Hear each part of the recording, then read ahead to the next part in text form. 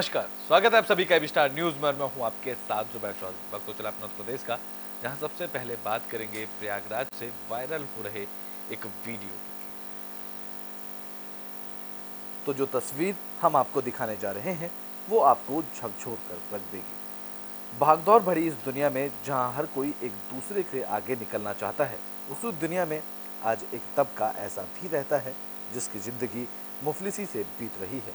वो कहते हैं ना कि गरीबों को मरने के बाद भी सुकून कहाँ है। आज जब दुनिया चांद पर पहुंच चुकी है, हमारे समाज में ऐसे लोग भी रहते हैं जिनके पास अपनों की मौत होने पर उनके अंतिम संस्कार तक के भी पैसे नहीं हैं। कुछ ऐसी ही कहानी एक तस्वीर प्रयागराज से बयां कर रही है। देखने के लिए तो ये महज एक वीडियो है, लेकिन इसके पीछे छुपा है गरीबी का वो दंश जिसने गरीबी के आंखों से आंसू तक सोख लिए हैं। बेहद ही नमक ये वीडियो अपने आप में बहुत कुछ कह रहा है। सोशल मीडिया पर वायरल हो रहा ये वीडियो प्रयागराज के झूंसी का है। बांस के डंडे पर चादर के सहारे ये शव नहीं बल्कि मुफलिसी झूल रही है। हालात ये हो चुकी हैं कि इन लोगों के पास शव के अंतिम संस्कार तक के भी पैसे नहीं हैं। जिन कंधों पर महिला के शव के अंतिम संस्कार का बोझ है, उनमें से एक कंधा उसके पिता तो दूसरा कंधा उसके पति का है। बनारस के रहने वाले ये लोग मुसीहारा समाज के हैं और झूंसी के नीबी गांव में रहकर पतल बेचकर किसी तरह अपनी जिंदगी काट रहे हैं।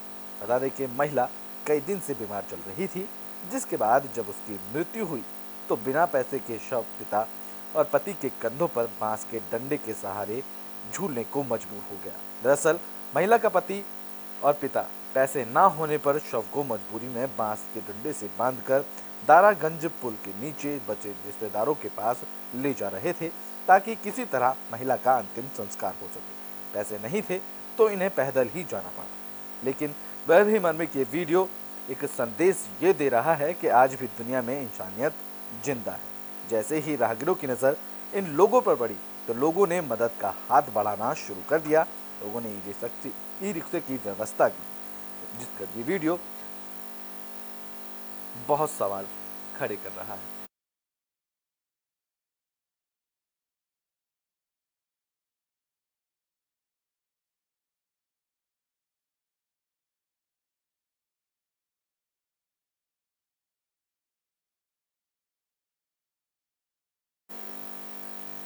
तो ब्रिटेन में बात तो महोबा की कर लेते हैं, जहां आगामी त्योहारों को लेकर पुलिस ने फ्लैग मार्च किया।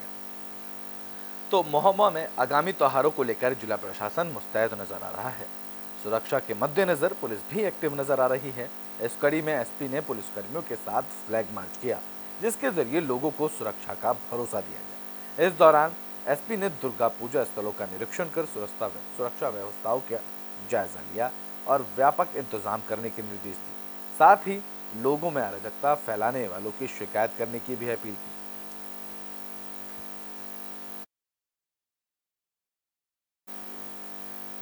बुलेटिन में बात कर लेते हैं गोंडा की, जहां संक्रामक बीमारियों पर रोकथाम लगाने को लेकर कार्यक्रम का आयोजन किया गया।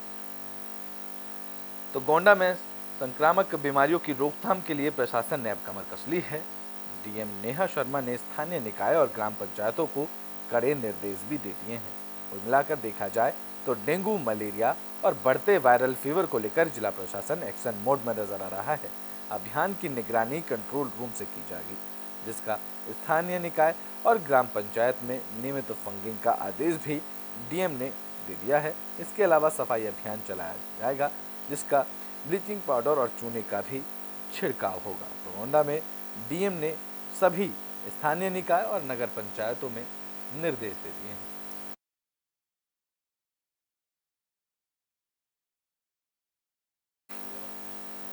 तो बुलेटिन में बात बागपत की कर लेते हैं, जहां महिला सशक्तिकरण को लेकर बागपत में गोष्ठी का आयोजन किया गया।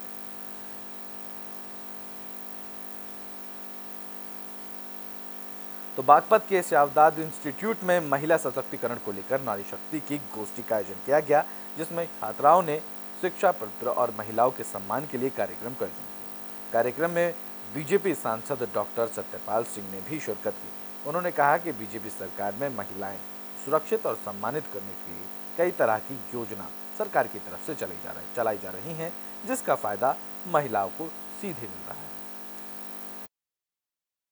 इस शाहतवाद इंस्टीट्यूट के अंदर नारी सशक्तिकरण के बारे में एक बहुत अच्छी राष्ट्रीय संगोष्ठी हुई और उसके लिए सबसे पहले मैं अपनी तरफ से बागपत की जनता की तरफ से, विशेष रूप से हमारी बहन और बेटियों की तरफ से डॉक्टर नागेंद्र गोयल जी और उनकी टीम का मैं बहुत बहुत अभिनंदन करता हूं, उनको मैं आभार व्यक्त करता हूं कि उन्होंने एक बहुत अच्छा अवसर, एक बहुत अच्छा जो हम लोगों को आज दिया।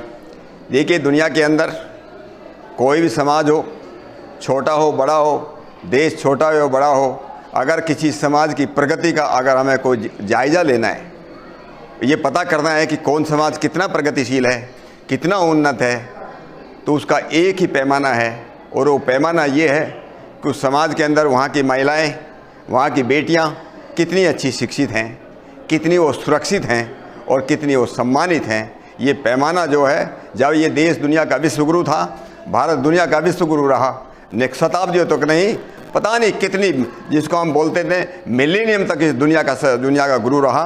उसके पीछे सबसे बड़ा कारण यही था कि हमारी जो बेटियां, हमारी माताएं बहनें बहुत अच्छी पढ़ी लिखी थी, शास्त्रों की ज्ञाता होती थी, न केवल घर चलाना जानती थी लेकिन उस समाज को बनाना भी जानती थी। इसलिए हमारे शास्त्र कहते हैं कि माता निर्माता भवति, माता जो है निर्माता होती है।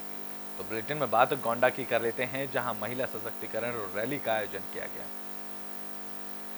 तो यूपी में मिशन शक्ति के चौथे चरण का आगाज हो गया है, जिसके तहत महिलाओं की सुरक्षा को लेकर जागरूकता फैलाई जाएगी। इस कड़ी में गोंडा में भी महिला सशक्तिकरण को लेकर मिशन शक्ति अभियान के तहत रैली निकाली गई, जिसकी शुरुआत शहीद आजम सरदार भगत सिंह इंटर कॉलेज से हुई। रैली को देवी पाटन मंडल आयुक्त, पुलिस उप महानिरीक्षक, देवी पाटन परिक्षेत्र समेत जिलाधिकारी और एसपी ने हरी झंडी दिखाकर रवाना किया।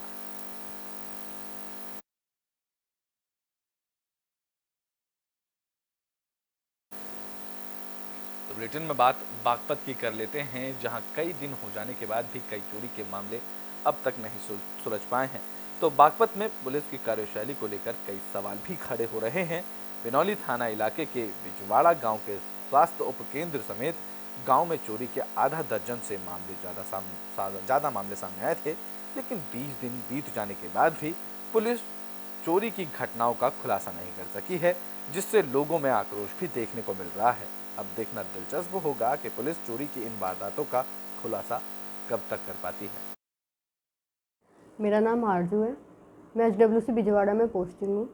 अच्छा, कुछ समय पहले आपके इसमें चोरी हुई थी कि किस चीज़ को, क्या क्या निकला आपका उसमें? मेरे यहाँ से कर्टन, फैन, 2 फैन थे, डस्टबिन, टेबल कवर वगैरह, नेबुलाइजर मशीन, सीमेंट के कट्टे वगैरह, ये सब काफ़ी सामान चोरी हुआ है वहाँ। पहले भी इसमें चोरी हुई? हाँ, वो मेरी पोस्टिंग से पहले इसमें ऑलरेडी हो चुकी है 2 बार। कितना समय हो गया चोरी हुई थी?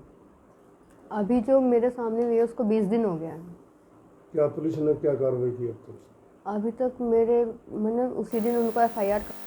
तो बुलेटिन में बात फिरोजाबाद की कर लेते हैं, जहां बेजुबान युवती के साथ दुष्कर्म करने का मामला सामने आया है। तो फिरोजाबाद में एक गूंगी युवती के साथ दुष्कर्म की घटना सामने आई है। आरोप है कि युवती को युवक बेहोशी की हालत में छोड़कर ही मौके पर से फरार हो गए थे। इस मामले में गैंगरेप की भी आशंका जताई जा रही है, जहां युवती के शरीर पर चोट के निशान भी हैं। जानकारी मिलने पर पहुंची पुलिस ने युवती को सरकारी अस्पताल में भर्ती करा दिया गया। जहां जानकारी के मुताबिक युवती गांव के बाहर बकरी चराने गई थी। इसी दौरान आरोपी वारदात को अंजाम देकर फरार हो गए। पुलिस अब आरोपियों की तलाश में जुट गई है। मैं बाजार जा रहा था निकल के अपने घर पे, तो मुझे 3 बजे मेरे गांव के लोगों ने बताया कि ऐसे 3 भतीजी फलाने जगह पर लेटी डली है। तो मैंने वहां पर जाके 3:45 पे देखा था अपनी भतीजी को, तो वो खून में लथपथ डली थी, जो अभी पीरियड में है, इसी पीरियड में लेटी हुई थी, अधनंगी हालत। आप सही कह रहे हैं। मेरे पास सूचना DM सर के ऑफिस से 7 बजे के लगभग आई थी। जैसे मुझे मालूम हुआ, मैं तुरंत अपने सौसैया जो हॉस्पिटल है यहाँ आया। लड़की का जो मुझे जानकारी मिली, उसकी स्थिति काफ़ी अच्छी नहीं थी, ख़राब थी स्थिति, ब्लीडिंग बहुत हो रही थी। तो डॉक्टर्स को मैंने बुला के उनको बोल के कि इसका प्रॉपर BP इसका पहले मेंटेन करें वाइटल्स। आज शाम को 5:15 बजे यूपी 112 पर एक सूचना आई थी नकला सिंगी थाने से कि एक लड़की जो है वो लहूलुहान अवस्था में खेत के पास पड़ी हुई है। और उसको इमीडिएटली एम्बुलेंस सहायता और पुलिस सहायता द्वारा यहाँ पे ट्रॉमा सेंटर में पहुँचाया गया था। ट्रॉमा सेंटर में उसका चिकित्सीय परीक्षण और जो चिकित्सीय सहायता उसको दिलवाया गया। चिकित्सीय परीक्षण जो है उस तो बुलेटिन में बात कर लेते हैं मथुरा की, जहां देह व्यापार का अड्डा बनते जा रहे होटलों पर पुलिस का एक्शन देखने को मिला है। तो मथुरा के छाता के आसपास ढाबे और होटल देह व्यापार का अड्डे बन गए हैं। इसी कड़ी में पुलिस ने एक युवक को स्कूली छात्रा के साथ पकड़ा। विश्व हिंदू परिषद के कार्यकर्ताओं की सूचना पर छाता पुलिस ने एक ढाबे पर छापा मारा था। पुलिस ने युवक और स्कूली छात्रा को हिरासत में ले लिया है। हिंदू महासभा के जिलाध्यक्ष ने बताया है कि युवक पिछले 1 महीने से नाबालिग लड़की के पीछे पड़ा हुआ था और उसके अश्लील फोटो बनाकर ब्लैकमेल कर रहा था। युवक को केवल अपने आधार कार्ड के आधार पर होटल में कमरा मिल गया, जबकि होटल प्रबंधक ने लड़की का कोई भी पहचान पत्र नहीं मांगा। पुलिस इस मामले को लेकर कानूनी कार्रवाई करने में अब जुट गई। एक एनजीओ से प्राप्त सूचना पर थाना कोसी और थाना छाता की पुलिस ने सराहनीय कार्य किया है और ह्यूमन ट्रैफिकिंग में फंसी हुई 2 बालिकाओं को, जो कि झारखंड और पश्चिम बंगाल की रहने वाली थी, उनको मुक्त कराया और साथ ही साथ इसमें कुल 5 अभियुक्त गिरफ्तार किए गए, जिसमें 2 अभियुक्त होडल के, 2 जनपद मथुरा के और 1 इसमें जो ट्रैफिकिंग में इन्वॉल्व एक मुख्य आरोपी था। तो बुलेटिन में बात कर लेते हैं महोबा की, जहां स्वाट और श्रीनगर थाना पुलिस को बड़ी कामयाबी हाथ लगी है। तो महोबा में श्रीनगर थाना पुलिस और स्वाट टीम को बड़ी कामयाबी मिली है। पुलिस ने गांजा तस्करी के आरोप में 3 बदमाश को गिरफ्तार कर लिया है, जिनके कब्जे से 53 किलो गांजा बरामद किया गया, जिसकी कीमत करीबन 15 लाख रुपए से भी ज्यादा की बताई जा रही है। बता दें कि चेकिंग अभियान के दौरान पुलिस को एक संदिग्ध कार दिखाई दी। जब पुलिस ने उसको रोकने का इशारा किया तो बदमाशों ने कार को मोड़कर भागने की कोशिश की, लेकिन तभी पुलिस ने उन्हें पकड़ लिया, जिसके बाद नशा तस्करी के खेल का पर्दाफाश हो गया। पुलिस ने तीनों आरोपियों को गिरफ्तार कर आगे की कानूनी कार्रवाई शुरू कर दी है।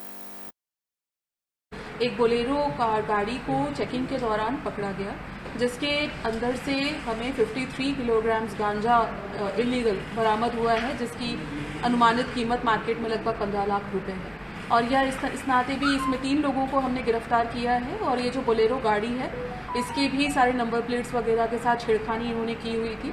इसके तहत NDPS और 419-20 का मुकदमा पंजीकृत करते हुए इन्हें जेल भेजा जा रहा है। ये बहुत अच्छी कार्रवाई इस नाते भी है कि पास के ही मध्य प्रदेश में आचार संहिता लागू है और ये वहीं उसी क्षेत्र को बेसिकली तीनों लोग बिलोंग करते हैं और इनका अल्टीमेट प्लान वहीं पे इस गांजा को डिस्ट्रीब्यूट करना था। और इस तरह से बॉर्डर चेकिंग, क्योंकि हम लोग बहुत। तो बुलेटिन में बात तो फर्रुखाबाद की कर लेते हैं, जहां सिलेंडर में आग लगने का मामला सामने आया। तो फर्रुखाबाद में खाना बनाते वक्त एक सिलेंडर में लीकेज के बाद आग लग गई। ये मामला नवाबगंज थाना इलाके के बीरपुर शादी गांव का है। हादसे में 2 बच्चों समेत 6 लोग घायल हुए। जानकारी के मुताबिक सिलेंडर में आग लगने के बाद परिजन उसे बुझाने की कोशिश कर रहे थे, लेकिन तभी सिलेंडर फट गया था। चीख पुकार सुनकर ग्रामीण मौके पर पहुंचे और पानी डालकर आग पर काबू पाया। सभी घायलों को इलाज के लिए अस्पताल में भर्ती कराया गया, जहां सभी का उपचार किया जा रहा है। क्या घटना हुई है? रोटी बना रहे थे तो एकदम से सिलेंडर लीक हो गया जी। अच्छा, तभी अचानक से आग लग गई कपड़ों में। कौन बना रहा था खाना? हम भी बना रहे थे। अम्मी बना रही थी? हम बना रहे थे। अच्छा, आप खुद ही बना रही थी खाना? अच्छा, क्या सिलेंडर ऐसे आग अचानक उठी है गैस में से, चूल्हे में से निकली आग? अचानक से सिलेंडर लीक होने लगा। सिलेंडर लीक था? हाँ, और गैस जली जिस वजह से आग लग गई। हाँ, लग गई। घर में कितने लोग थे आपके? हम 6-7 लोग। 7 लोग थे सभी। तो यूपी के बुलेटिन अपना उत्तर प्रदेश में अभी के लिए बस इतना ही। देश और दुनिया की तमाम खबरों के लिए देखते रहें AB स्टार न्यूज़।